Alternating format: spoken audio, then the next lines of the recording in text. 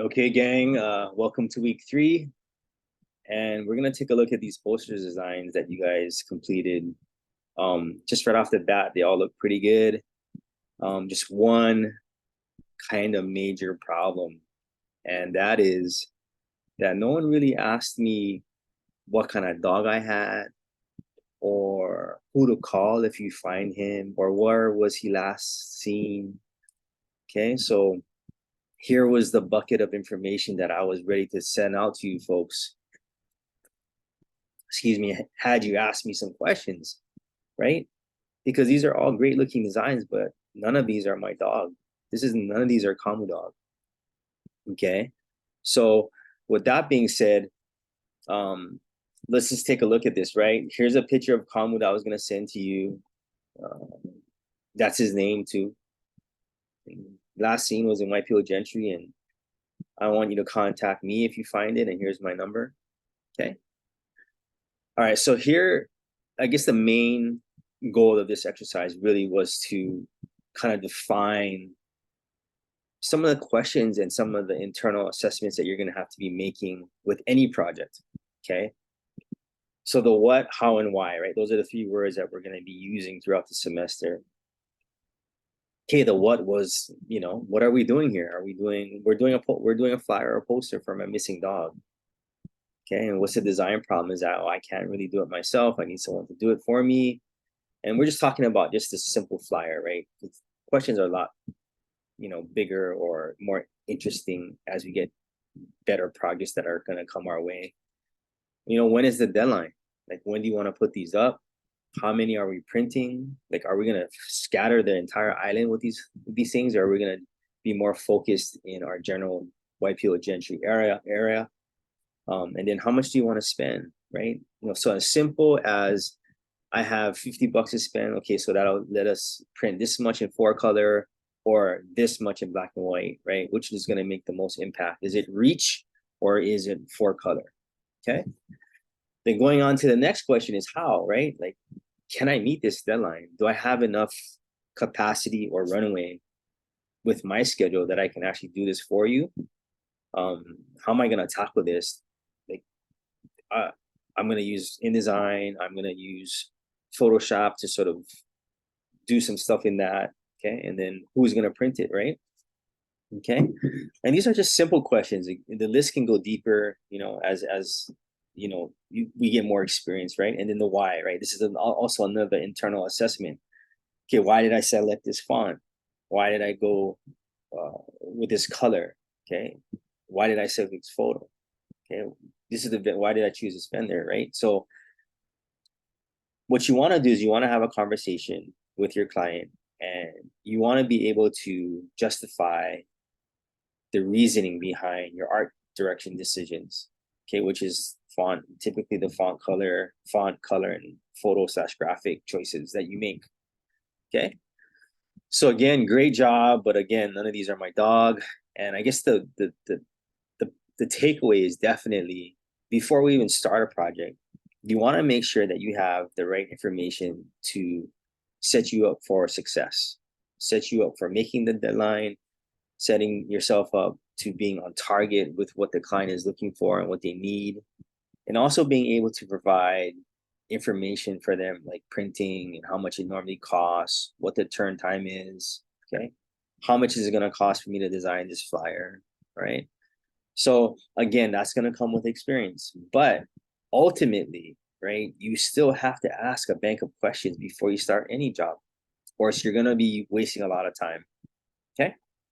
All right, so let's kind of transition over to sort of the design and some of the problems that I'm seeing here. Okay, so one common problem like a lot of students have is putting things too close to the edge. Okay, and this is what we're going to be calling a tension point. Okay. Yeah, so stuff like this. So we want to have like a nice white like space, at least a margin around here so we can stay off the edge being too tight. Here's another example. Where else can we find other ones here? I guess you could call the top of this ball tension point to have a little bit more like 1/8 of an inch space. It might be a little bit easier. Okay. So that's tension point. Okay, the next thing is going to be size relationships, right? I think Holly did a great job in size relationships here, right? Um, big, right? The big, medium, and small. So whenever we're laying out anything, right? If you have one rule in terms of layout, it's like this visual hierarchy where you have something really big, something medium, and then something small, right? And your eyes will go in that order: big, medium, small. If you have a flyer, kind of like this one, where everything is sort of the same size, your eyes are kind of wandering in, trying to figure out what I need to be looking at first, second, third, and fourth. Okay, so this is doing a good job in terms of, top to bottom. I'm seeing the dog, right? And this one too. It's just when you have a lot of elements that you need to put in there, like this unit right here, LO Drew J, in this lockup here is relatively the same size as the photo. It should be kind of flipped, right? Where the photo is bigger and then the type is smaller. Okay. That would be the medium, I guess, or the small. Okay. So another thing too is, let's see, like color, right? So these are very good contrasting colors. Black on yellow is really good, like just like this. Okay. One technique that I do use is I'll dial into, let's say, the photo of this pit bull, and I'll pull off this really nice sort of like, what is this, like a grayish color. And I'll take that makeup of that color that I pull from Photoshop, and I'll use that in Illustrator or in InDesign. Okay. So the formula, the breakdown of every color is universal. So if I have X amount of cyan, magenta, yellow, black, if I plug that into any of my new color swatches in my different programs, it should match. You should trust it that it's going to match perfectly, because they're the same percentages throughout. Okay. Similar to, I guess, spot color too. Spot color is, if you Google Pantone, you'll see like these swatch books that are been used for decades, right? It's a long time. It's just a color matching system. That ink makeup is set. It's preset. So if I wanted PMS 45, which is a red similar to this red that Holly's using, there's a specific formula for the ink house to produce that red and then give it to the printer in a can, pre-mixed. Okay.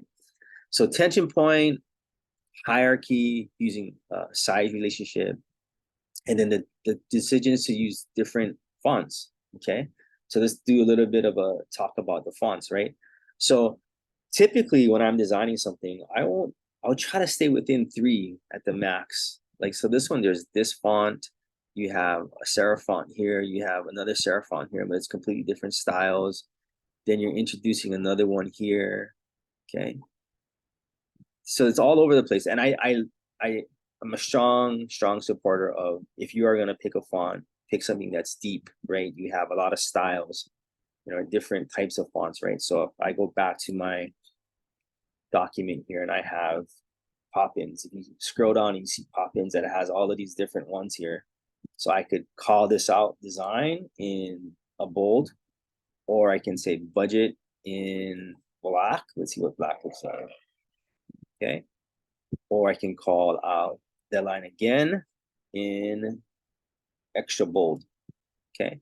But you see this contrast in type when you're looking at this one line of copy. That word design pops first, and then you read the sentence and you understand that you're emphasizing these different keywords. Okay. Let's go back to our La Lima here. Okay, so color, fonts, layout, all that kind of stuff we're going to continue to talk about. We're going to continue to grow as designers. Another point too is, like, this is a little bit of, my eye is going right here, and it's because I think this should be in 2 lines. If found, please call, and then the phone number right here, centered. And that's just a better use of space.